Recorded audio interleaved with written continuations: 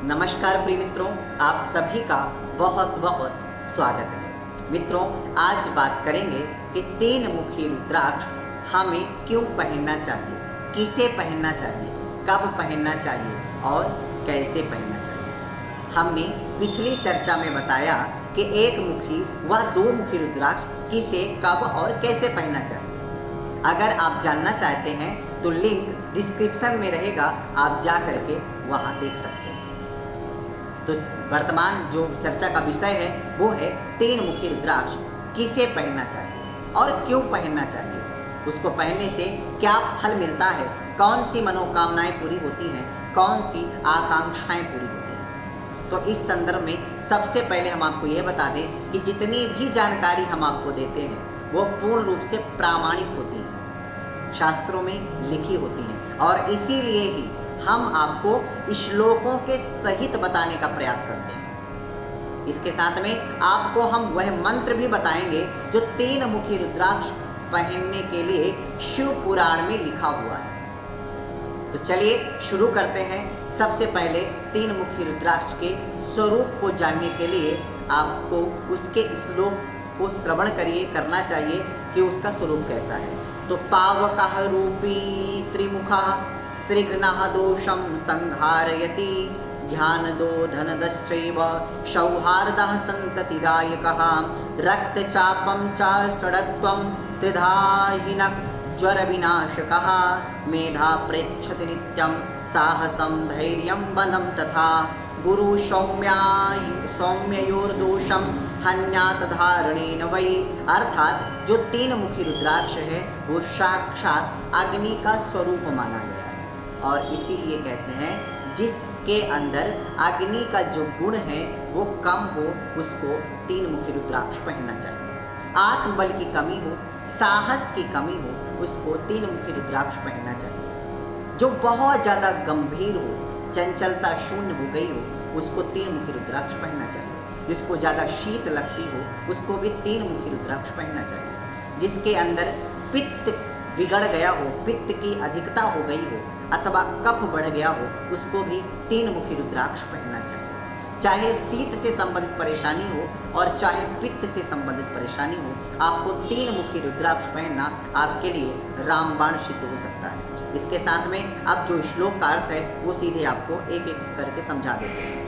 पावक रूपी अग्नि का स्वरूप है, इसलिए अग्नि अगर शरीर में आपको अग्नि के गुण चाहिए तो तीन मुखी रुद्राक्ष आपको पहनना चाहिए। अगर स्त्री की हत्या हो गई है या स्त्री से के साथ में हिंसा हो गई है और आप प्रायश्चित करना चाहते हैं तो तीन मुखी रुद्राक्ष पहन करके प्रायश्चित आप कर सकते हैं और निर्णय ले सकते हैं कि अब ऐसा अपराध आपसे दोबारा नहीं होगा।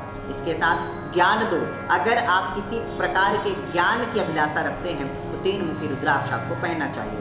धनदश्चैव, अगर धन की कामना है तब पर भी आपको तीन मुखी रुद्राक्ष पहनना चाहिए। सौहार्दः, अगर आपके घर में बहुत ज़्यादा संकट रहता है, तनाव रहता है, सौहार्दपूर्ण वातावरण नहीं रहता है, तब आपको तीन मुखी रुद्राक्ष पहनना चाहिए और पहनाना चाहिए। इससे आपके घर में सौहार्दपूर्ण वातावरण बनेगा। इसके साथ संततिदायक, अगर आपके घर में वंशावली रुक गई है तो तीन मुखी रुद्राक्ष पहनना स्त्री और पुरुष दोनों के लिए लाभकारी रहेगा। इसके साथ में रक्तचापम, अगर किसी भी प्रकार से रक्तचाप की समस्या हो, ब्लड प्रेशर हाई हो, लो हो, तब उसके लिए भी आप उसके उपाय के लिए तीन मुखी रुद्राक्ष पहन सकते हैं। इसके साथ अगर ज्वर बार बार आता हो, ज्वर ज़्यादा आता हो, आपको बुखार ज़्यादा आता हो, तब भी आपको तीन मुखी रुद्राक्ष पहनना चाहिए। मेधा प्रेक्षति नित्यम, जो मेधावी बनना चाहता है उसको तीन मुखी रुद्राक्ष पहनना चाहिए। साहस की जिसकी कमी हो, मैंने बताया धैर्य धीरज की कमी हो, बल की कमी हो, बलवान बनना चाहता हो, उसको तीन मुखी रुद्राक्ष पहनना ही चाहिए। इसके साथ अगर गुरु या बुध पीड़ित हो, दशा महादशा आपके ऊपर गुरु या बुध की चल रही हो और वह पीड़ित हो, तब भी आपको तीन मुखी रुद्राक्ष पहनना चाहिए उसको सही करने के लिए।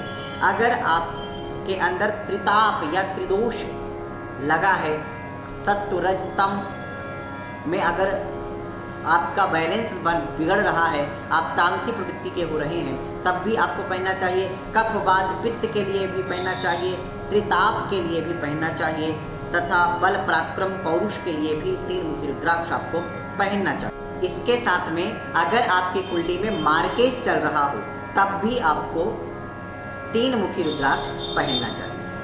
आपको बता दें कब पहनना चाहिए, तो सोमवार के दिन सबसे बढ़िया रहता है पहनना। अगर प्रदोष काल में पहने तब और अच्छी बात है। सोमवार के दिन अगर पुष्य नक्षत्र है तो और भी बढ़िया है। शिवरात्रि या भोलेनाथ का कोई भी दिन है, उस पर्व में अगर पहनते हैं तो और अत्यंत लाभकारी रहता है।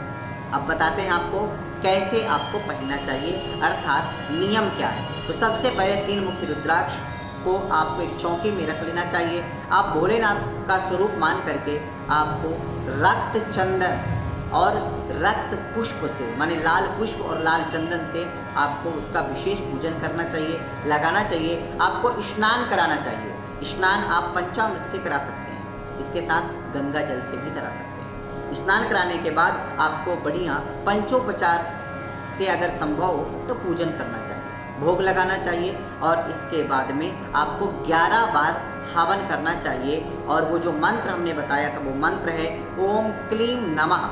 इस मंत्र का 11 बार आपको हवन करना चाहिए और हवन करने के बाद उस मंत्र को जो हमने अभी बताया ओम क्लीम नमः, इस मंत्र का 108 बार और जप करके आपको उत्तराभिमुख होकर के लाल कलर के धागे में गूंथ करके आपको उत्तराभिमुख होकर के बड़े ही भाव श्रद्धा के साथ भोलेनाथ को समर्पित करा करके उनको स्पर्श कराने के बाद भोलेनाथ की शिव पिंडी पर, शिवलिंग पर, जो नर्मदेश्वर हो, प्रत्युत्तम है स्फटिक हो या पारद के शिवलिंग हो तो और अच्छी बात है, उनको आपको टच करा करके आपको उत्तराभिमुख होकर के ओम क्लीम नमः मंत्र को बोलते हुए, ओम नमः शिवाय मंत्र का को जप करते हुए आप पहन सकते हैं। तो आशा करते हैं आपको समझ में आया होगा।